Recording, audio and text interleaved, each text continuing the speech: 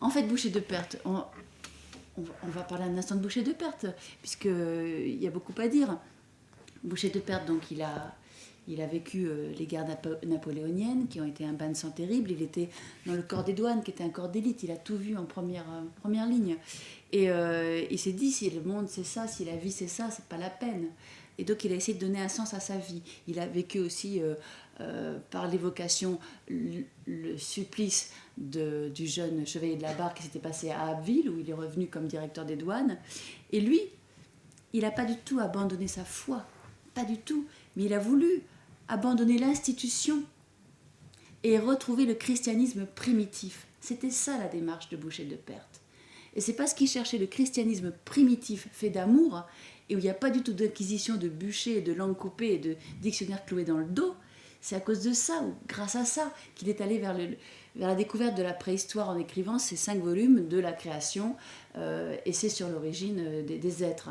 Et donc, son moteur, ça a été sa foi, précisément. Hein, mais il avance pas masqué. Il écrit 5 volumes de la création, il explique sa métaphysique, hein, l'idée de la réincarnation, la métapsychose. Si on est un bon petit lichen et qu'on progresse, on devient un bon petit vermisseau, un bon bœuf, un bon éléphant. Et puis si l'éléphant, il a été toujours super correct, il va devenir un homme, le premier homme, l'homme antédiluvien, qui fait encore des outils très grossiers, mais qui a déjà l'idée de Dieu. Ça, c'est la vision de Boucher de Perthes. Et si Boucher de Perthes n'avait pas eu cette vraie démarche métaphysique, il ne serait pas arrivé à la préhistoire. Donc on peut très bien faire de la préhistoire en étant croyant.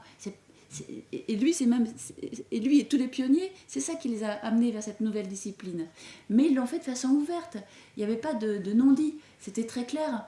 Et donc ils l'ont écrit, et les mémoires de Boucher de Perthes qui s'appellent Soudirois racontent tout ça très précisément, et l'Arthès s'est jamais non plus caché d'être croyant, parce qu'au XIXe siècle, tout le monde était croyant, et c'était pas difficile de l'annoncer.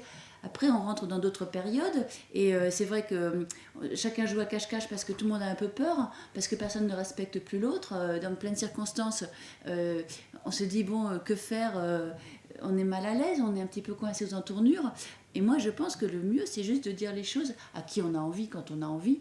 Hein, si la question se pose, et que les préhistoriens, si entre eux, ils savaient un petit peu s'ils étaient emprunts dans leur recherche de leur dimension métaphysique, ou s'ils en étaient libérés, ce serait bien aussi. Et beaucoup d'entre eux sont... La grande majorité sont tout à fait capables de faire la part des choses, évidemment. Mais il ne faut pas que ce soit un sujet tabou. Et il faut surtout pas non plus dire les croyants ne peuvent pas faire de science, et puis les athées ne peuvent pas discuter avec les croyants. Tout ça, c'est justement ce qu'il faut combattre. C'est réussir à ce que chacun trouve sa place, comme on disait tout à l'heure, en tombant le masque et en ayant la fierté de ses opinions et la liberté de les exprimer, parce que la laïcité, c'est pouvoir dire je crois et je ne crois pas, ensemble au même endroit, sans se battre. Et il me semble que c'est ça qu'on espère tous arriver à atteindre un jour, et on n'y est pas.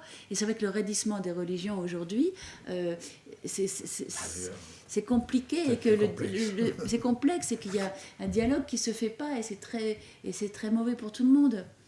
Oui, non, mais je suis tout à fait d'accord avec vous sur le fait que justement, à force de répéter que oui, la religion c'est de l'intime, c'est pour rester l'intime, on finit par dire aux gens qui croient, taisez-vous, voilà. ne pas savoir. Ça, c'est le danger. Et je trouve qu'en France, on est particulièrement très, très, je dirais, on a le retour de balancier vraiment très, très fort là-dessus.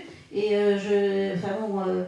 quand on est croyant, il y a des fois, on fait tout pour pas que ça se sache. Oui. Et c'est bien dommage. Mais oui. Parce qu'il y a des choses, des richesses à partager par rapport à ça. Ça ne veut pas dire qu'on fait c'est pas une question de prosélytisme, que souvent les gens confondent ça. Oui. C'est le fait d'en parler, de dire peut-être les uns les autres ce qu'on croit. Et je pense qu'il y aurait peut-être moins d'extrémisme si il y avait ce dialogue, effectivement. Je pense aussi.